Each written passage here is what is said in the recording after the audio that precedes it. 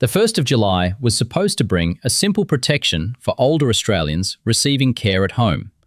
Government set maximum prices. A provider could charge less, but not more.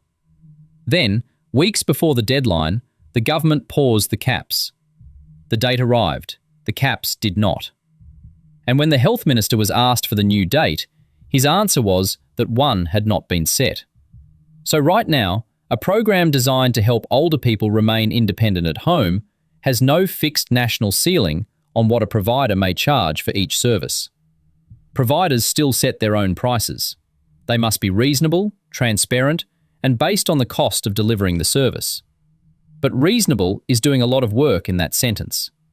This matters because the price is not just an accounting detail. It can change how much care fits inside a person's support-at-home budget.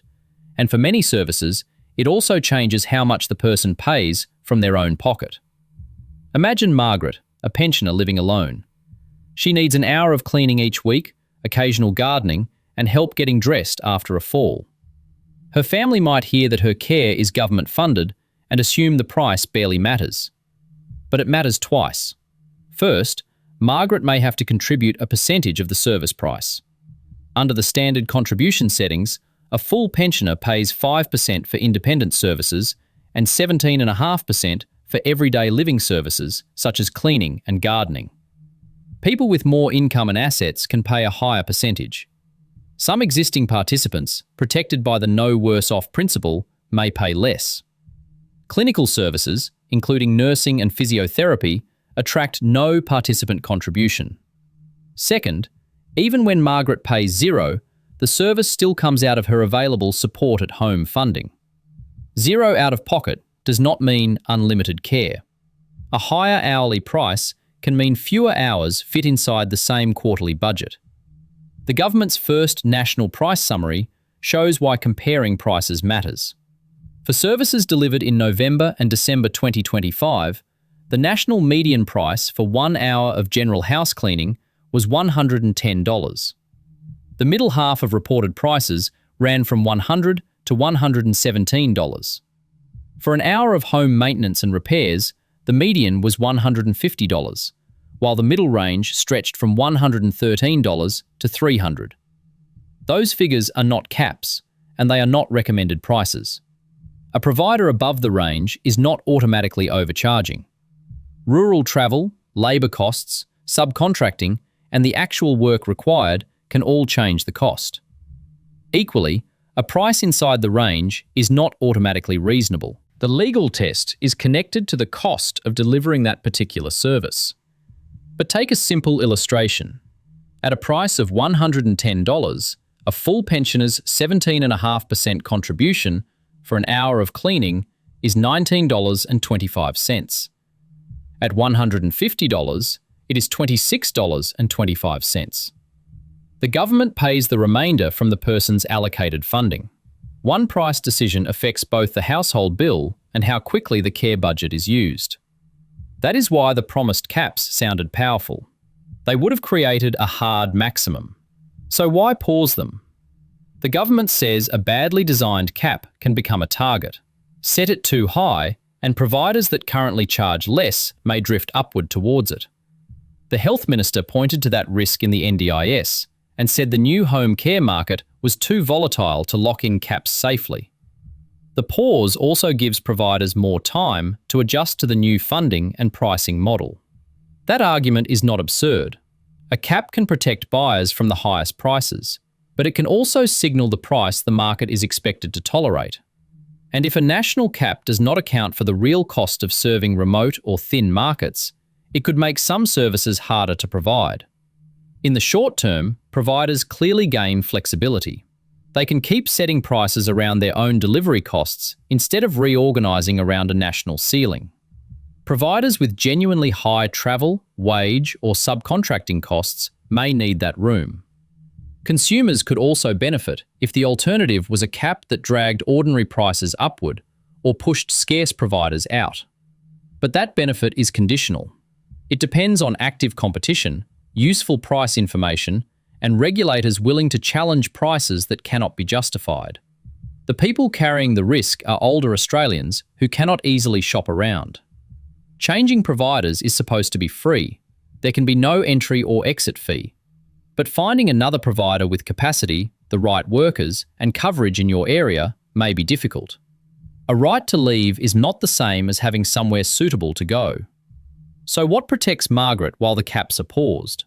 Her provider must put the agreed price for each service in her service agreement. If that price is higher than the provider's published common price, the agreement must explain why. The provider must publish its most frequently charged prices on My Aged Care and its own website, keep evidence showing how the prices were calculated, and update its reporting regularly. For direct services, the provider must roll administration, package management, travel, and other delivery costs into one unit price. It cannot add a separate travel fee or package management surcharge on top. Margaret should also receive a monthly statement showing what was delivered, the unit price, and what was charged to her budget. The Aged Care Quality and Safety Commission can respond when a provider does not meet those obligations. Its updated regulatory guidance says it can require a provider to change an unreasonable price or refund overcharged fees. The government has also announced stronger refund powers, enforcement over missing monthly statements, regular public reporting, and a quarterly national summary showing median prices and ranges. Notice the difference. A public price range helps you ask questions, but it is not a ceiling. And the government is encouraging providers to limit price increases to no more than twice a year. That is not the same as a binding two-increase limit. There is one separate change that will deliver a direct saving. From the 1st of October 2026, approved personal care services, help with showering, dressing, eating, hygiene, non-clinical continence care, and self-administered medication, move into the zero contribution category. If a participant is approved and has funding available, the government will cover the full service price. The service still uses the participant's budget, but the participant contribution becomes zero. For Margaret, that could remove the 5% contribution on her approved personal care. It does not cap what the provider charges, and it does not increase her available hours by itself. It changes who pays the price. The practical response is not to hunt for the cheapest number and stop there. Compare the provider's price on My Aged Care with the national median and with other providers in the same area. Check whether the unit is 30 minutes, 1 hour, or one trip. Ask what is included, why your agreed price differs from the published price, and whether weekend or public holiday rates apply.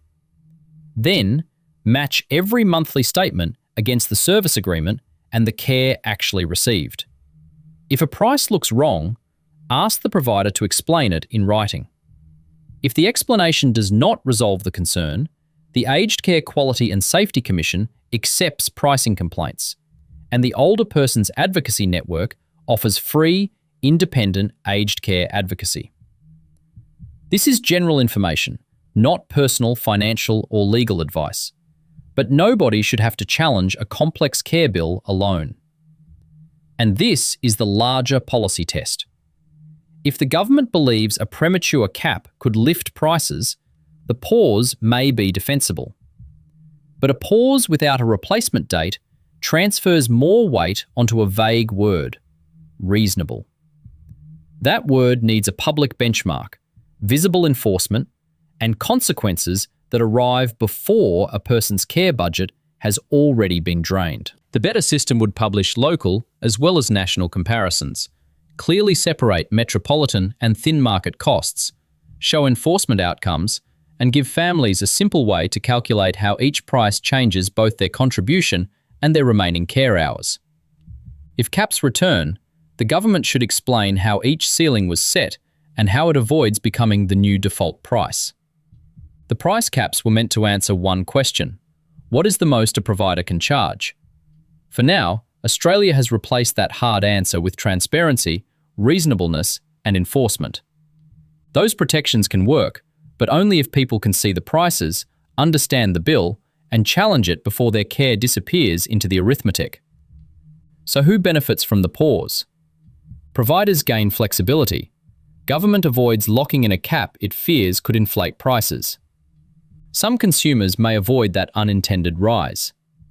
But older Australians are still being asked to trust a market without a national ceiling, while proving that any price is unreasonable after it appears. Would you rather have a hard price cap or a flexible market with public comparisons and aggressive enforcement? And if your family uses support at home, has the price on the monthly statement matched what you were promised?